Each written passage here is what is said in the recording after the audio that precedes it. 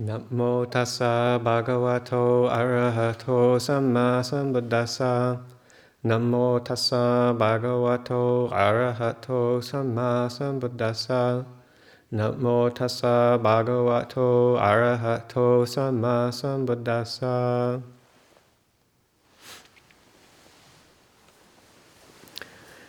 So, first reading of the winter retreat this year. As we talked about, doing just for this opening week or so, doing some readings from Ajahn Chah to set the mind, the heart, going into in the right way, according to our teacher.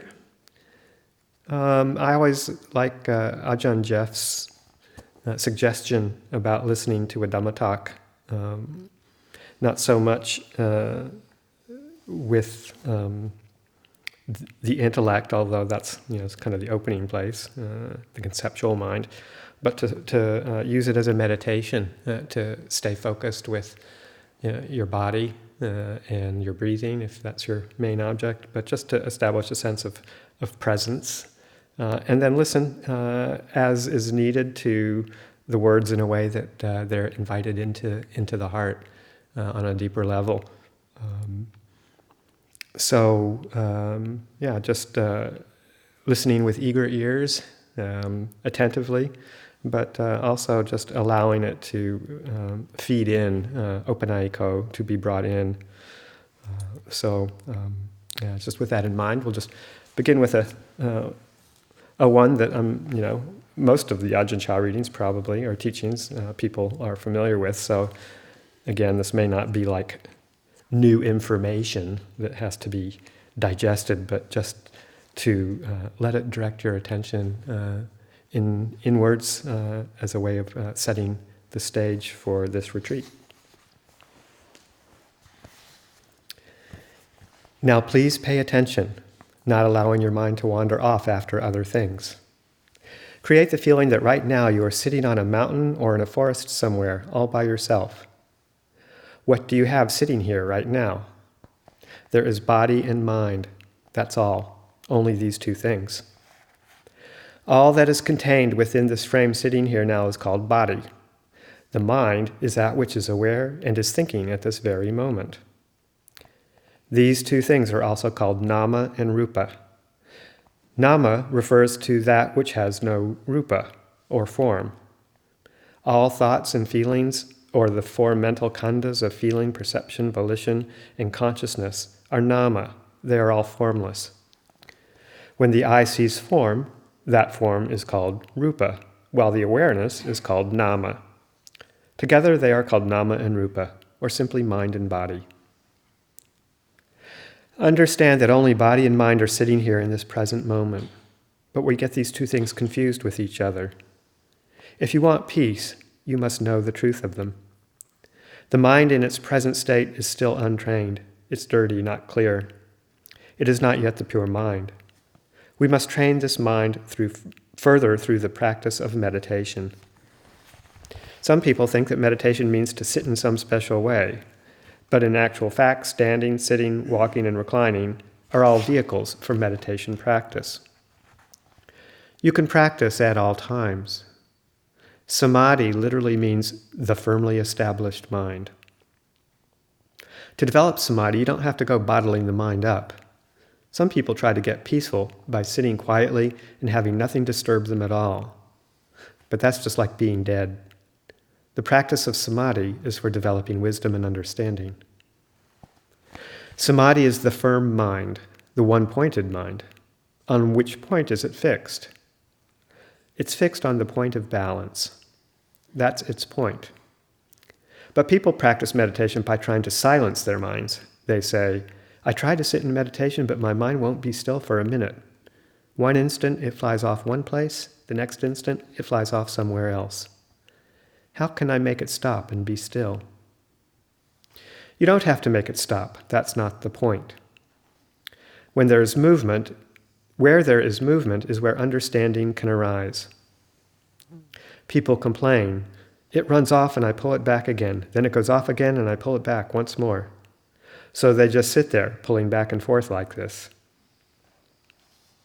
They think their minds are running all over the place, but actually, it only seems like the mind is running around. For example, look at this hall here. Oh, it's so big, you say. Actually, it's not big at all. Whether or not it seems big depends on your perception of it. In fact, this hall is just the size it is, neither big nor small.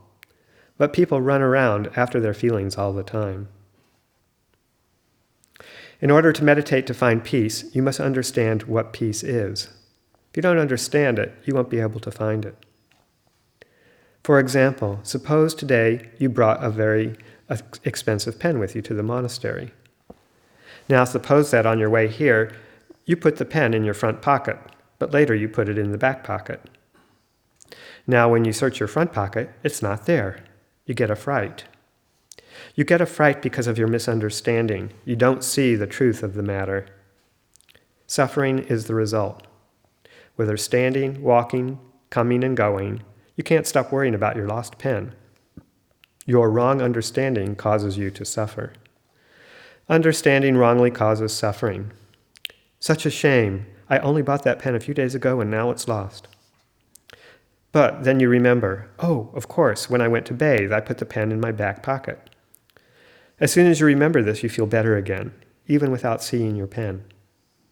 You see that? You're happy again. You can stop worrying about your pen.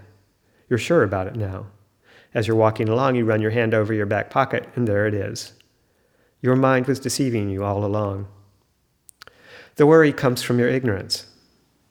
Now, seeing the pen, you are beyond doubt. Your worries are calmed. This sort of peace comes from seeing the cause of the problem, samudaya. Footnote, origination, origin, arising. The cause of suffering. As soon as you remember that the pen is in your back pocket, there is nirodha, cessation, disbanding, stopping, the cessation of suffering. So you must contemplate in order to find peace. What people usually refer to as peace is simply the calming of the mind, not the calming of the defilements. The defilements are simply being temporarily subdued, just like grass covered by a rock. In 3 or 4 days, you take the rock off the grass and in no long time it grows up again. The grass hadn't really died. It was simply being suppressed. It's the same when sitting in meditation. The mind is calmed, but the defilements are not really calmed. Therefore, samadhi is not a sure thing. To find real peace, you must develop wisdom. Samadhi is one kind of peace, like the rock covering the grass. In a few days, you take the rock away, and the grass grows up again. This is only a temporary peace. The peace of wisdom is like putting the rock down and not lifting it up, just leaving it where it is. The grass can't possibly grow again. This is real peace, the calming of the defilements, the sure peace which results from wisdom. We speak of wisdom, paññā, and samadhi as separate things. But in essence, they are one and the same. Wisdom is the dynamic function of samadhi. Samadhi is the passive aspect of wisdom. They rise from the same place, but take different directions. They have different functions, like this mango here.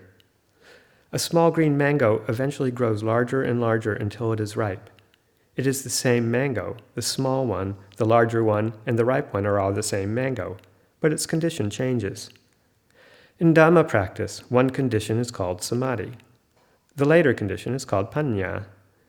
But in actuality, sila, samadhi, and paññā are all the same thing, just like the mango. In any case, in our practice, no matter what aspect you refer to, you must always begin from the mind. Do you know what this mind is? What is the mind like? What is it? Where is it? Nobody knows. All we know is that we want to go over here or over there. We want this and we want that. We feel good or we feel bad. But the mind itself seems impossible to know. What is the mind? The mind doesn't have form. That which receives impressions, both good and bad, we call mind. It's like the owner of a house. The owner stays at home while visitors come to see him. He is the one who receives the visitors. Who receives sense impressions? What is it that perceives? Who lets go of sense impressions? That is what we call mind. But people can't see it. They think themselves around in circles. What is the mind? What is the brain? Don't confuse the issue like this. What is it that receives impressions? Some impressions it likes and some it doesn't like. Who is that? Is there one who likes and dislikes? Sure there is, but you can't see it. That's what we call mind. In our practice, it isn't necessary to talk of samatha or vipassana. Just call it the practice of Dhamma, that's enough. And conduct this practice from your own mind. What is the mind? The mind is that which receives or is aware of sense impressions. With some sense impressions, there is a reaction of like. With others, the reaction is dislike. The receiver of impressions leads us into happiness and suffering, right and wrong, but it doesn't have any form. We assume it to be a self, but it's really only nama dhamma, mental phenomena. Does goodness have any form? Does evil? Do happiness and suffering have any form? You can't find them. Are they round or are they square, short or long? Can you see them? These things are nama dhamma. They can't be compared to material things. They are formless, but we know that they do exist. Therefore, it is said to begin the practice by calming the mind. Put awareness into the mind. If the mind is aware, it will be at peace. Some people don't go for awareness. They just want to have peace, a kind of blanking out. So they never learn anything. If we don't have this one who knows, what is there to base our practice on?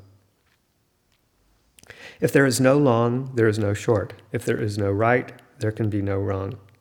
People these days study away, looking for good and evil. But that which is beyond good and evil, they know nothing of. All they know is the right and the wrong. I'm going to take only what is right. I don't want to know about the wrong. Why should I? If you try to take only what is right in a short time, it will go wrong again. Right leads to wrong. People keep searching among the right and wrong. They don't try to find that which is neither right nor wrong. They study about good and evil, they search for virtue, but they know nothing of which is beyond good and evil. They study the long and the short, but that which is neither long nor short, they know nothing of. This knife has a blade, an edge, and a handle. Can you lift only the blade? Can you lift only the edge of the blade, or the handle? The handle, the edge, and the blade are all parts of the same knife. When you pick up the knife, you get all three parts together. In the same way, if you pick up that which is good, the bad must follow. People search for goodness and try to throw away evil, but they don't study that which is neither good nor evil. If you don't study this, there can be no completion. If you pick up goodness, badness follows. If you pick up happiness, suffering follows. The practice of clinging to goodness and rejecting evil is the Dhamma of children. It's like a toy. Sure, it's all right, you can take just this much, but if you grab on to goodness, evil will follow. The end of this path is confused. It's not so good. Take a simple example. You have children. Now suppose you want to only love them and never experience hatred. This is the thinking of one who doesn't know human nature. If you hold on to love, hatred will follow. In the same way, people decide to study the Dhamma to develop wisdom, studying good and evil as closely as possible. Now, having known good and evil, what do? They try to cling to the good, and evil follows. They didn't study that which is beyond good and evil. This is what you should study. I'm going to be like this, I'm going to be like that. But they never say, I'm not going to be anything because there really isn't any I. This they don't study. All they want is goodness. If they attain goodness, they lose themselves in it. If things get too good, they'll start to go bad. And so people end up just swinging back and forth like this. In order to calm the mind and become aware of the perceiver of sense impressions, we must observe it. Follow the one who knows. Train the mind until it is pure. How pure should you make it? If it's really pure, the mind should be above both good and evil, above even purity. It's finished. That's when the practice is finished. What people call sitting in meditation is a temporary kind of peace. But even in such peace, there are experiences. If an experience arises, there must be someone who knows it, who looks into it, queries it, and examines it. If the mind is simply blank, then that's not so useful. You may see some people who look very restrained and think they are peaceful, but the real peace is not simply the peaceful mind. It's not the peace which says, "May I be happy and never experience any suffering." With this kind of peace, eventually even the attainment of happiness becomes unsatisfying. Suffering results. Only when you can make your mind beyond both happiness and suffering will you find true peace. That's the true peace. This is the subject most people never study. They never really see this one. The right way to train the mind is to make it bright, to develop wisdom. Don't think that training the mind is simply sitting quietly. That's the rock covering the grass. People get drunk over it. They think that samadhi is sitting. That's just one of the words for samadhi. But really, if the mind has samadhi, then walking is samadhi, sitting is samadhi. There is samadhi in the sitting posture, in the walking posture, in the standing and reclining postures. It's all practice. Some people complain, "I can't meditate, I'm too restless. Whenever I sit down, I think of this and that. I can't do that. I've got too much bad karma. I should use up my bad karma first and then come back and try meditating." Sure, just try it. Try using up your bad karma. This is how people think. Why do they think like this? These so-called hindrances are the things we must study. Whenever we sit, the mind immediately goes running off. We follow it and try to bring it back and observe it once more. Then it goes off again. This is what you're supposed to be studying. Most people refuse to learn their lessons from nature, like a naughty schoolboy who refuses to do his homework. They don't want to see the mind changing. How then are you going to develop wisdom? We have to live with change like this. When we know that the mind is just this way, constantly changing, when we know that this is its nature, we will understand it. We have to know when the mind is thinking good and bad, changing all the time. We have to know these things. If we understand this point, then even while we are thinking, we can be at peace. For example, suppose at home you have a pet monkey. Monkeys don't stay still for long. They like to jump around and grab onto things. That's how monkeys are. When you come to the monastery and see the monkey here, now you come to the monastery and see the monkey here. This monkey doesn't stay still either. It jumps around just the same. But it doesn't bother you, does it? Why doesn't it bother you? Because you've raised a monkey before, you know what they're like. If you know just one monkey, no matter how many provinces you go to, no matter how many monkeys you see, you won't be bothered by them, will you? This is one who understands monkeys. If we understand monkeys, then we won't become a monkey. If you don't understand monkeys, you may become a monkey yourself. Do you understand? When you see it reaching for this and that, you shout, "Hey!" You get angry. "That damned monkey!" This is one who doesn't know monkeys. One who knows monkeys sees the monkey at home and the monkey in the monastery are just the same. Why should you get annoyed by them? When you see what monkeys are, that's enough. You can be at peace. Peace is like this. We must know sensations. Some sensations are pleasant, some are unpleasant, but that's not important. That's just their business. Just like the monkey, all monkeys are the same. We understand sensations as sometimes agreeable, sometimes not. That's just their nature. We should understand them and know how to let go of them. Sensations are uncertain. They are transient, imperfect, and ownerless. Everything that we perceive is like this. When ears, eyes, nose, tongue, body, and mind receive sensations, we know them. just like knowing the monkey. Then we can be at peace. When sensations arise, know them. Why do you run after them? Sensations are uncertain. 1 minute they're one way, the next minute another. They exist dependent on change. And all of us here exist dependent on change. The breath goes out, then it must come in. It must have this change. Try only breathing in. Can you do that? Or try just breathing out without taking another in-breath. Can you do it? If there was no change like this, how long could you live for? There must be both the in-breath and the out-breath. Sensations are the same. There must be these things. If there were no sensations, you couldn't develop wisdom. If there is no wrong, there can be no right. You must be right first before you can see what is wrong, and you must understand the wrong first to be right. This is how things are. For the really earnest student, the more sensations, the better. But many meditators shrink away from sensations. They don't want to deal with them. This is like the naughty schoolboy who won't go to school, won't listen to the teacher. These sensations are teaching us. When we know sensations, then we are practicing Dhamma. The peace within sensations is just like understanding the monkey here. When you understand what monkeys are like, you are no longer troubled by them. The practice of Dhamma is like this. It's not that the Dhamma is very far away, it's right with us. The Dhamma isn't about the angels on high or anything like that.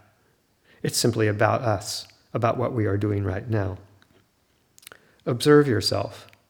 Sometimes there is happiness, sometimes suffering, sometimes comfort, sometimes pain, sometimes love, sometimes hate. This is Dhamma. Do you see it? You should know this Dhamma. You have to read your experiences. You must know sensations before you can let them go. When you see that sensations are impermanent, you will be untroubled by them. As soon as a sensation arises, just say to yourself, this is not a sure thing. When your mood changes, not sure. You can be at peace with these things, just like seeing the monkey and not being bothered by it. If you know the truth of sensations, that is knowing the Dhamma. You let go of sensations, seeing that invariably they are all uncertain. What we call uncertainty here is the Buddha. The Buddha is the Dhamma. The Dhamma is the characteristic of uncertainty. Whoever sees the uncertainty of things sees the unchanging reality of things. That's what the Dhamma is like. And that is the Buddha. If you see the Dhamma, you see the Buddha. Seeing the Buddha, you see the Dhamma. If you know anicca, uncertainty, you will let go of things and not grasp onto them. You say, hey, don't break my glass. Can you prevent something that is breakable from breaking? If it doesn't break now, it will break later on. If you don't break it, someone else will. If someone else doesn't break it, one of the chickens will. The Buddha says to accept this. He penetrated the truth of these things, seeing that this glass is already broken. Whenever you use this glass, you should reflect that it's already broken. Do you understand this? The Buddha's understanding was like this. He saw the broken glass within the unbroken one. Whenever its time is up, it will break. Develop this kind of understanding. Use the glass, look after it, until when, one day, it slips out of your hand. Smash, no problem. Why is there no problem? Because you saw its brokenness before it broke. But usually people say, I love this glass so much, may it never break. Later on, the dog breaks it. I'll kill that damn dog. You hate the dog for breaking your glass. If one of your children breaks it, you'll hate them too. Why is this? Because you've dammed yourself up. The water can't flow. You've made a dam without a spillway. The only thing the dam can do is burst, right? When you make a dam, you must make a spillway also. When the water rises up too high, the water can flow off safely. When it's full to the brim, you open your spillway. You have to have a safety valve like this. Impermanence is the safety valve of the noble ones. If you have this safety valve, you will be at peace.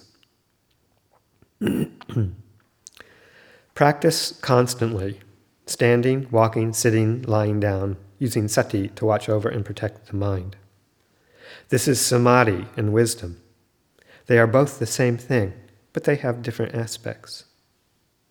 If we really see uncertainty clearly, we will see that which is certain. The certainty is that things must inevitably be this way. They cannot be otherwise. Do you understand? Knowing just this much, you can know the Buddha. You can rightly do reverence to him. As long as you don't throw out the Buddha, you won't suffer. As soon as you throw out the Buddha, you will experience suffering. As soon as you throw out the reflections on transience, imperfection, and ownerlessness, you'll have suffering. If you can practice just this much, it's enough. Suffering won't arise. Or if it does arise, you can settle it easily, and it will be a cause for suffering not arising in the future. This is the end of our practice at the point where suffering doesn't arise. And why doesn't suffering arise? Because we have sorted out the cause of suffering, samudaya. Practicing like this, your sati will improve and become more consistent, just like the drops of water falling from a kettle. If we tilt the kettle just a little, the drops fall out slowly. Plop, plop, plop. If we tilt the kettle up a little bit more, the drops become more rapid. Plop, plop, plop. If we tilt the kettle up even further, the plops go away, and the water flows into a steady stream. Where do the plops go to? They don't go anywhere. They change into a steady stream of water. If you practice like this, you will have sati at all times, in all postures. With sati and sampajanya, you will know right and wrong, happiness and suffering. Knowing these things, you will know how to deal with them. I teach meditation like this. When it's time to sit in meditation, then sit. That's not wrong. You should practice this also. But meditation is not only sitting. You must allow your mind to fully experience things, allow them to flow and consider their nature. How should you consider them? See them as transient, imperfect, and ownerless. It's all uncertain. This is so beautiful, I really must have it. That's not a sure thing. I don't like this at all. Tell yourself right there, not sure. Is this true? Absolutely, no mistake. But just try taking things for real. I'm going to get this thing for sure. You've gone off the track already. Don't do this. No matter how much you like something, you should reflect that it's uncertain. Some kinds of food seem so delicious, but still you should reflect that it's not a sure thing. It may seem so sure that it's so delicious, but still you must tell yourself, not sure. If you want to test out whether it's sure or not, try eating your favorite food every day. Every single day, mind you. Eventually you'll complain, this doesn't taste so good anymore. Eventually you'll think, actually, I prefer that kind of food. That's not a sure thing either. You must allow things to flow, just like the in and out breaths. There has to be both the in-breath and the out-breath. The breathing depends on change. Everything depends on change like this. These things lie with us, nowhere else. If we no longer doubt, whether sitting, standing, walking, or reclining, we will be at peace. Samadhi isn't just sitting. Some people sit until they fall into a stupor. They might as well be dead. They can't tell north from south. Don't take it to such an extreme. If you feel sleepy, then walk. Change your posture. Develop wisdom. If you are really tired, have a rest. As soon as you wake up, then continue the practice. Don't let yourself drift into a stupor. You must practice like this. Have reason, wisdom, circumspection. Start the practice with your own mind and body, seeing them as impermanent. Everything else is the same. Keep this in mind when you think the food is so delicious, you must tell yourself, not a sure thing. You have to whack it first, but usually it just whacks you every time, doesn't it? If you don't like anything, you just suffer over it. This is how things whack us. If she likes me, I like her. They whack us again. You never get a punch in. You must see it like this. Whenever you like anything, just say to yourself, this is not a sure thing. You have to go against the grain somewhat in order to really see the Dhamma. Practice in all postures, sitting, standing, walking, lying. You can experience anger in any posture, right? You can be angry while walking, while sitting, while lying down. You can experience desire in any posture. So our practice must extend to all postures. Standing, walking, sitting, and lying down. It must be consistent. Don't just put on a show, really do it. When sitting in meditation, some incident might arise. Before it is settled, another one comes racing in. Whenever these things come up, just tell yourself, not sure, not sure. Now this is the important point. If you know that all things are impermanent, all your thinking will gradually unwind. When you reflect on the uncertainty of everything that passes, you'll see that all things go the same way. Whenever anything arises, all you need to say is, oh, another one. Have you ever seen flowing water? Have you ever seen still water? If your mind is peaceful, it will be just like still flowing water. Have you ever seen still flowing water? There, you've only ever seen flowing water and still water, haven't you? But you've never seen still flowing water. Right there, right where your thinking cannot take you, even though it's peaceful, you can develop wisdom. Your mind will be like flowing water, and yet it's still. It's almost as if it were still, and yet it's flowing. So I call it still flowing water. Wisdom can arise here.